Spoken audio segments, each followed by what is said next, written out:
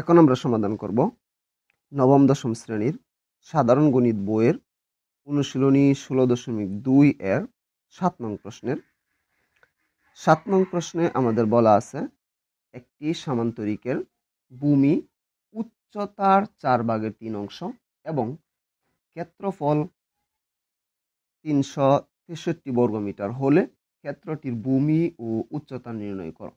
আমাদের একটা সামান্তরিক দেওয়া আছে এবং এটার আমাদের কি দেওয়া আছে, ভূমি দেওয়া নাই, কিন্তু দেওয়া আছে ভূমিটা কি উচ্চতার 4/3 অংশ, উচ্চতাও আমাদের দেওয়া নাই এবং ক্ষেত্রফল দেওয়া আছে শুধুমাত্র 363 বর্গমিটার হলে ভূমি আর উচ্চতা আমাদের নির্ণয় করতে বলা হয়েছে। তার জন্য আমরা কি করব, যেহেতু আমাদের ভূমিও নাই উচ্চতাও নাই, কিন্তু ভূমিটা কি দেওয়া আছে উচ্চতার 4/3 অংশ, সেহেতু আমরা উচ্চতাটা ধরে নিব।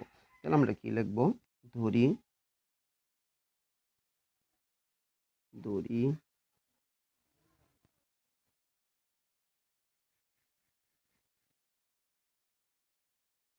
সামান্তরিকের উচ্চতা সমান এইচ মিটার।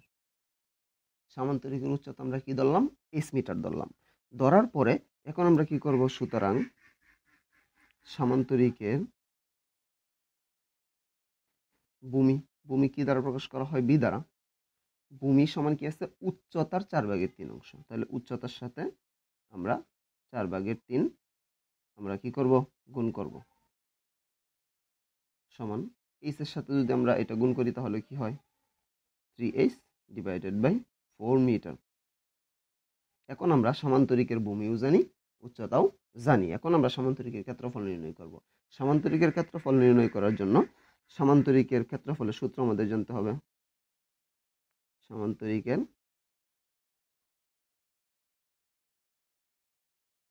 ক্ষেত্রফল, সামান্তরিকের ক্ষেত্রফল হচ্ছে ভূমি গুণন উচ্চতা। ভূমি কি বি, উচ্চতা কি এইচ, তাহলে বি এইচ বর্গমিটার। এটা হচ্ছে সামান্তরিকের ক্ষেত্রফলের সূত্র। এখন ভূমি কত আছে আমাদের, ভূমি আছে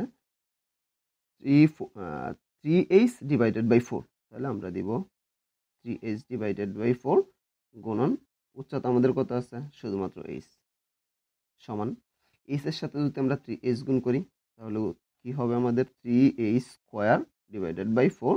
এটা কি পেলাম আমরা, বর্গ মিটার।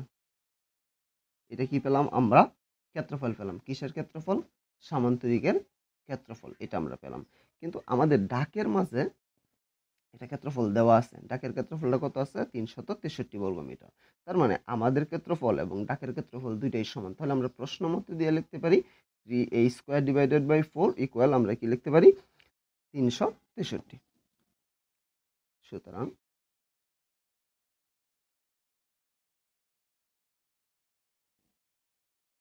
প্রশ্ন মতে 3h square divided by 4 equal আমরা কি লিখতে পারি, 363। বাহ, এখন আমরা কি করতে পারি, এই 4 সমানের বাম পাশে ভাগ আকারে আছে, ডান পাশে গেলে কি আকারে হবে, গুণ আকারে। তাহলে 3h স্কয়ার যা আছে তাই সমান 363 গুণন আমরা কি দিতে পারি, 4 দিতে পারি। এখন 363কে বা 3h স্কয়ার যা আছে তাই আমরা যদি এই দুইটা গুণ করি তাহলে আমাদের কি হয়, 363কে যদি আমরা 4 দ্বারা গুণ করি তাহলে আমাদের 1452। এটা আমরা ক্যালকুলেটরের মাধ্যমে যদি গুণ করি তাহলে হয় আমাদের 1452। তাহলে আমরা কি পেলাম, 3h স্কয়ার সমান কত পেলাম, 1452।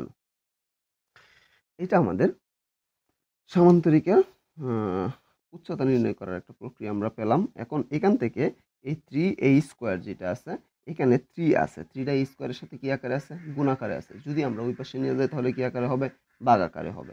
তাহলে এই স্কয়ার বা আমরা লিখতে পারি h স্কয়ার সমান আমরা কি লিখতে পারি, 1452 ভাগ 3 বা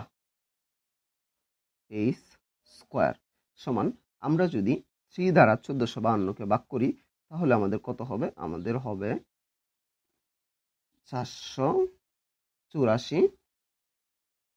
বা এখন আমাদের এই পাশে স্কোয়ার আছে, এই পাশে স্কোয়ার নাই। আমাদের তো শুধুমাত্র এইচ এর মান দরকার, কারণ আমরা ধরছিলাম কি উচ্চতা এইচ ধরছিলাম, কিন্তু এই স্কোয়ার তো আমরা দৌড়ি নাই। তাহলে স্কোয়ার দৌড়ানোর একমাত্র উপায় হচ্ছে রুট, মানে বর্গমূল করা। উভয় পক্ষকে আমরা বর্গমূল করলাম, রুট দিলাম। তাহলে এইটা রুট স্কোয়ারে কাটা থাকতেছে কি এইচ সমান। এটাকে যদি আমরা বর্গমূল করি, আমরা ক্যালকুলেটরের সাহায্যে যদি আমরা এটাকে বর্গমূল করি, তাহলে আমাদের কত হবে 22। তাহলে এইচ সমান আমরা কি পেলাম 22 মিটার। এইচ আমাদের কি ছিল উচ্চতা, সুতরাং উচ্চতা এইচ সমান 22 মিটার।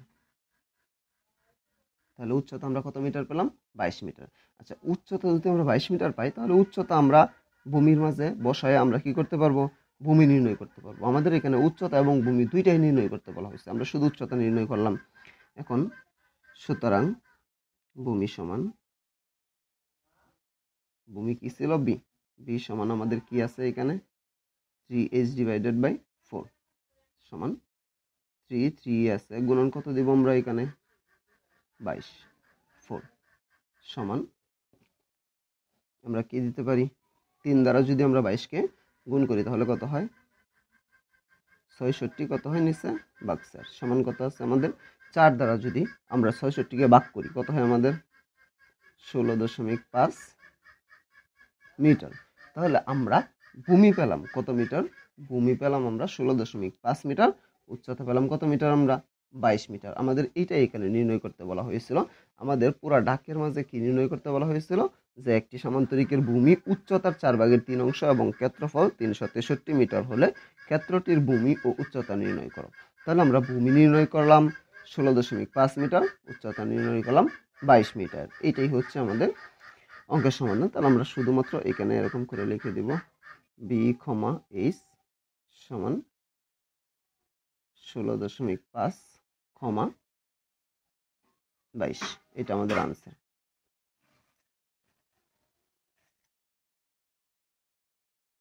একদমই সহজ একটা অঙ্ক, আমি আশা করি আমি বুঝাতে পেরেছি। তারপরেও যদি কারো কোনো সমস্যা থাকে আমাকে কমেন্টে জানাতে পারো, আমি সমাধান করার চেষ্টা করবো ইনশাআল্লাহ। পরবর্তী কোনো ভিডিও নিয়ে তোমাদের মাঝে অবশ্যই আসবো। সে পর্যন্ত সকলে ভালো থাকবা, আল্লাহ হাফেজ।